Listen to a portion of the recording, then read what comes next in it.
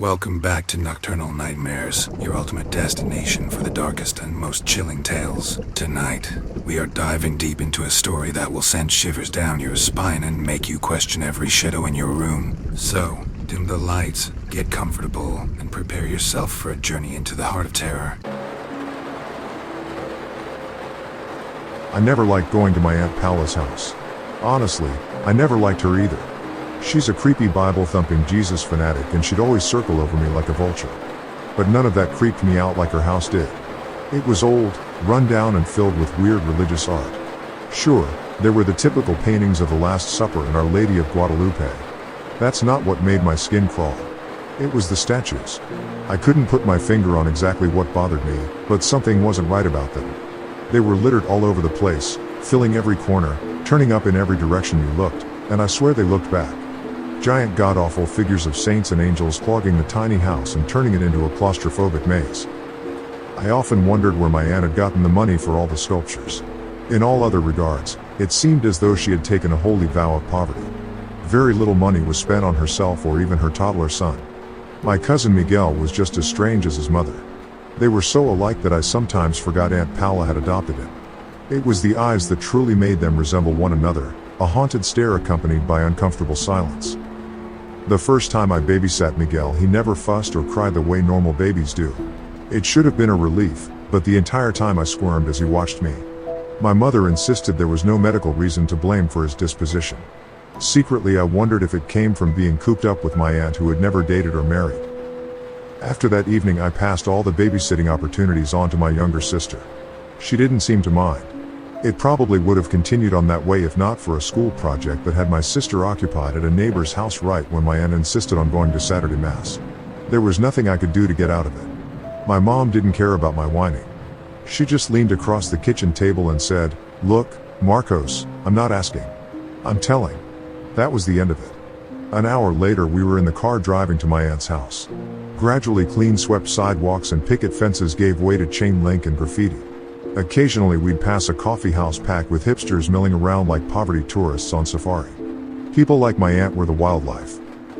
Just as the sun began to set, we arrived at the house. My mom parked, I stepped out of the car and walked up 4 wooden stairs to my aunt's front door.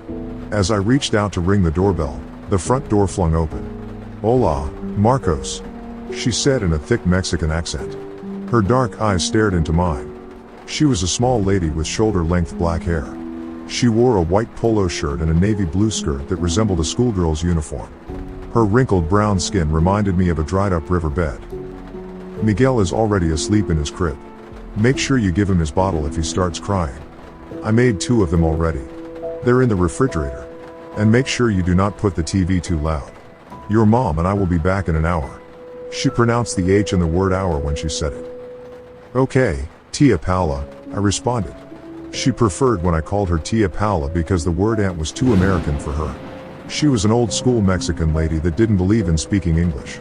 She had no choice when it came to me because I didn't speak Spanish. That made her angry and it made me chuckle every time I reminded her of that. She stomped off towards the car as I waved my mom goodbye.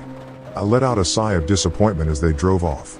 "Here we go," I thought aloud as I closed the door and walked into the pitch-black house. I felt the wall for the light switch and flicked it on. Directly in front of me stood a 5-foot-tall statue of the Blessed Virgin. I jumped back and yelped. Maybe it was my imagination, but I thought I saw hate in the eyes of the otherwise serene face of the statue. It was ridiculous. Statues can't feel hate or anything at all. "It's just plaster," I said under my breath as I warily backed towards the sofa. As I rummaged around the floral pillows for the remote, I recalled that my aunt was too cheap to pay for cable. Maybe the bill would have eaten into her precious statue money. Still, that left 5 channels to choose from. 3 of those channels were network news, followed by Fox and some kind of Spanish public access. The pickings were slim. Luckily Fox was showing episodes of the X-Files, and I had enough time to grab a snack while the commercials were on. Wandering towards the kitchen, I noticed crucifixes nailed above each doorway. "Nope, nothing weird there," I muttered sarcastically. Inside the fridge, I found stacks of Tupperware, the 2 bottles for Miguel, and a cookie tin hiding towards the back. There was a 50% chance the tin held sewing supplies, especially since it was sitting on top of a Bible. Clearly, Aunt Paula was losing her mind. A spoon sat next to the Bible, so I used it to pry open the tin. Beans. Cold, smelly beans. My consolation prize was a bottle of water, which I grabbed just as I heard the show start in the living room. Hurrying back, I plopped down on the couch. My phone buzzed with a new text message. Apparently, my friends were off hanging out at the mall like normal teenagers, and the girls they were meeting had a friend who thought I was cute. Great. I was officially cursed. Instead of replying, I tossed my phone towards the other end of the couch so I could focus on the adventures of Mulder and Scully. The monster they were investigating was a shape-shifting something or other that was behind a string of murders and several local legends. Of course, Mulder had to ask what if the legends are true? While Scully rolled her eyes and scribbled on a clipboard. Halfway through the episode, Scully was conducting an interview with a witness who just happened to be the monster in disguise. Tension was building, and just as it reached its peak, Miguel let out a blood-curdling scream down the hallway. I jumped up and ran down the hall to Miguel's room. His bedroom door was slightly ajar. I pushed it open to find pitch darkness. With my body halfway into his room, I blindly fumbled for the light switch. I flicked it on and found Miguel standing up in his crib. Tears rolled down his cheeks and onto his light blue onesie. His pudgy hands clasped the rails of the crib as he rocked his body back and forth. "What's wrong, Miguelito?" I asked, as if expecting a 2-year-old to respond. Quickly, I remembered the bottles in the fridge and ran to grab one. I hustled back to his room and handed a bottle to him. He wouldn't take it and continued crying. I then pressed the nipple of the bottle to his lips, but he refused to drink. Desperate, I looked around his room as if I would find the solution to his crying laying around somewhere. I jumped back in fright. I don't know how I missed it when I walked into the room, but in front of Miguel's closet stood a life-size concrete gargoyle. It hunched over as if ready to pounce on its prey. Sharp feathered wings sprouted out from its back. Its menacing face was dominated by a nose that protruded like a parrot's beak over thick lips formed into a feral grin. The bald, misshapen head was dwarfed by its muscular body, from which oversized hands and arms hung below its bent knees. Although the feet it perched on resembled a chicken's talons, the overall effect was ape-like. I'd never seen anything like it, yet it had an indefinable quality that matched the rest of the sculptures in the house. Maybe that was why I didn't run away screaming. While watching the hideous gargoyle, I rubbed my cousin's back to soothe him. "Shh, shh. Don't cry, Miguelito." He coughed and made himself gag from crying so hard. Through his sobbing and crying, I heard my phone ring from the living room. I dropped the bottle in Miguel's crib, picked him up and walked to the living room. Without looking at who was calling, I quickly answered the phone with my one free hand. "Hello?" I shouted over Miguel's cries. "Marcos, it's Tia Paula. Why is Miguel crying?" "I have no idea. I gave him his bottle and he wouldn't drink it. He doesn't stop crying. Mass ended early and we're on our way home. I told you not to put the TV so loud, Marcos," she shouted. "Tia, maybe he's crying because of that ugly black statue you put in his room. That thing even scared me.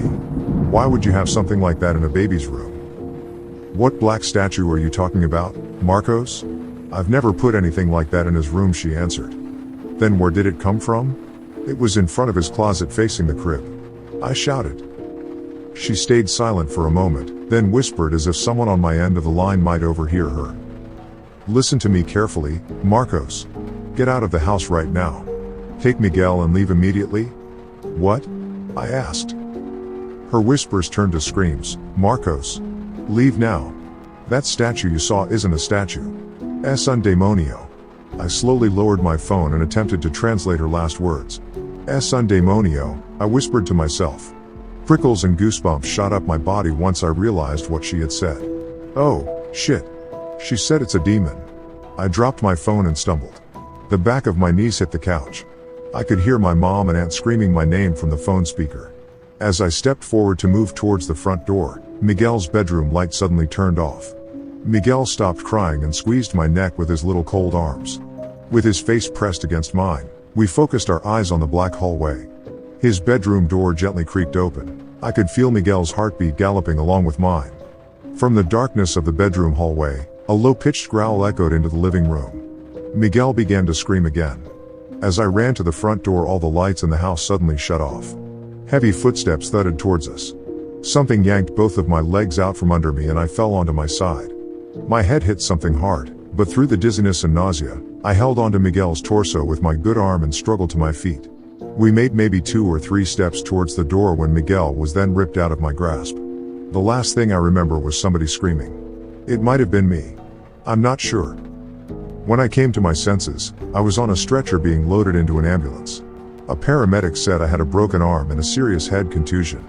I don't recall rambling about monsters or trying to get up, but when I woke up in the hospital I was told that I had to be restrained to keep from hurting myself. Doctors and detectives quizzed me on what I could remember. I insisted a monster disguised as a statue had attacked my cousin and they chalked it up to the blow to my head and told me that my cousin had been taken in the same home invasion that had resulted in my injuries. Someone with a clipboard gently explained to me that I had been watching a TV show about monsters and urban legends before I was attacked. The emotional and neurological trauma caused me to blend fantasy with memories of the crime. But what about the statues? I asked. Clearly I was still confused. My aunt never had any statues, not of gargoyles or anything else. A nurse came in to put a shot of something in my fore. The last thoughts that drifted through my head were that maybe some urban legends are true, maybe a demon can look like a statue, and maybe that house was crawling with them. If you enjoyed the story, do not forget to hit that like button, subscribe, and ring the bell so you never miss a new tale. Share your thoughts and fears in the comments below. We would love to hear from you. Until next time, stay safe, stay scared, and remember, the darkness is always watching.